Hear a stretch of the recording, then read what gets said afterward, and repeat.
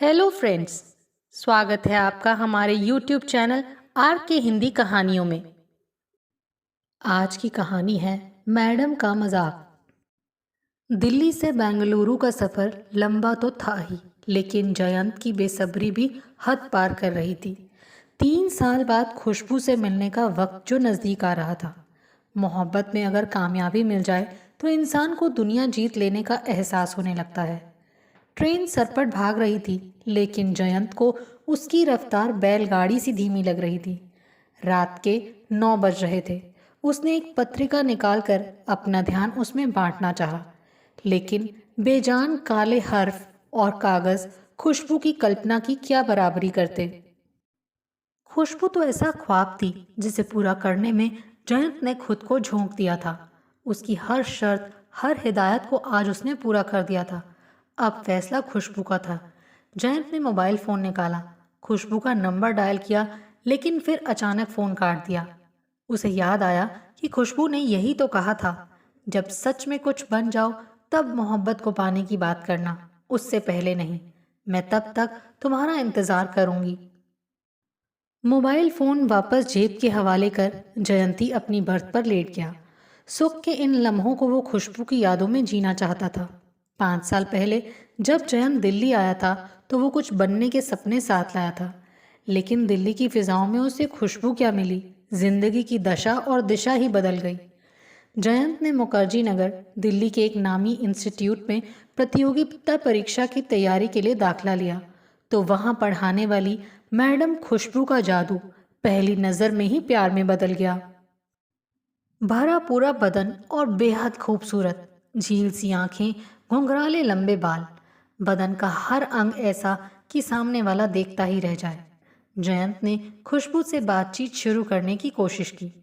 Class में वो अक्सर मुश्किल सवाल रखता, पर खुशबू की सब्जेक्ट पर गजब की पकड़ थी।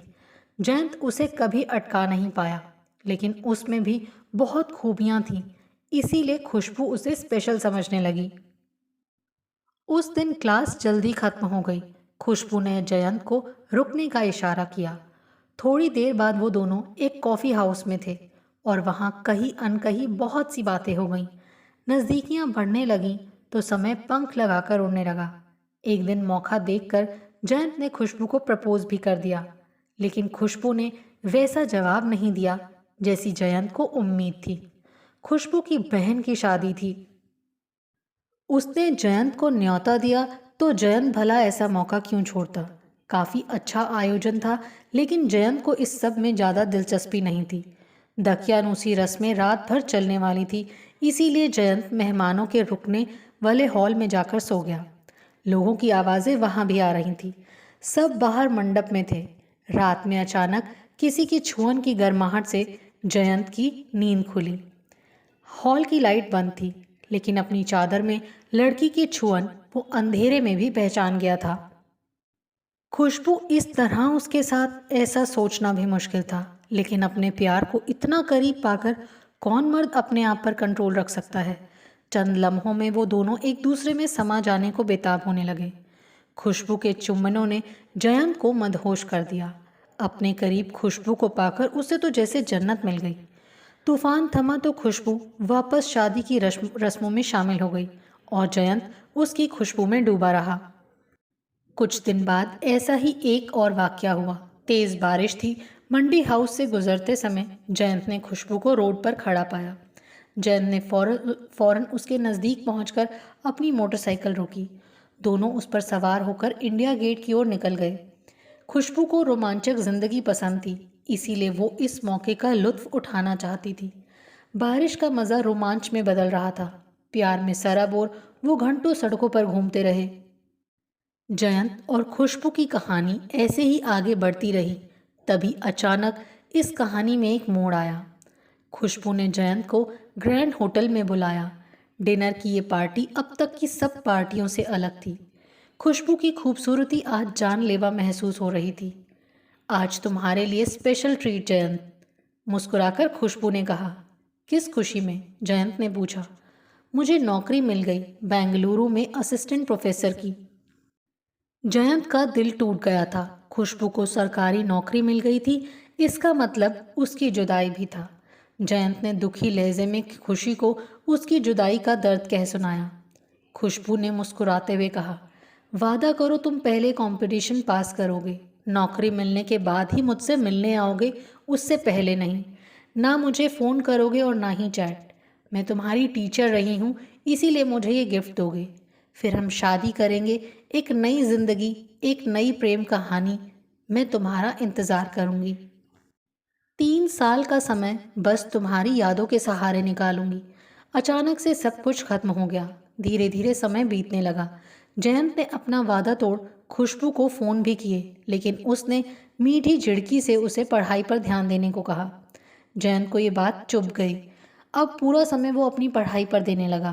प्यार में बड़ी ताकत होती है, इसीलिए मोहब्बत की कशिश इंसान से कोई भी काम करा लेती है। जयंत को भारतीय सर्वेक्षण विभाग में अच्छी नौकरी मिल गई। अब खुशबू को पाने में कोई रुकावट नहीं बची थी।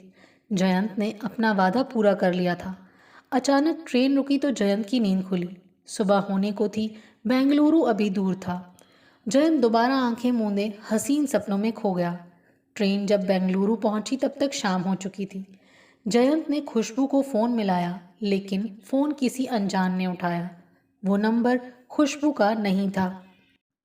उसका नंबर अब बदल चुका था। दूसरे दिन वो मालूम करता हुआ खुशबू के कॉलेज पहुंचा। लाल गुलाब और खुशबू के लिए गिफ्ट से भरे बैग जयंत के हाथों में लदे थे। वैसे भी जयंत को खुशबू को उपहार देने में बड़ा सुकून मिलता था। अपनी पॉकेट मनी बचा बचा कर वो उसके लिए छोटे छोटे गिफ्ट लाता था, जिन्हें पाकर खुशबू भी बहुत खुश होती थी। खुशी से लबरेज जयंत कॉलेज गया।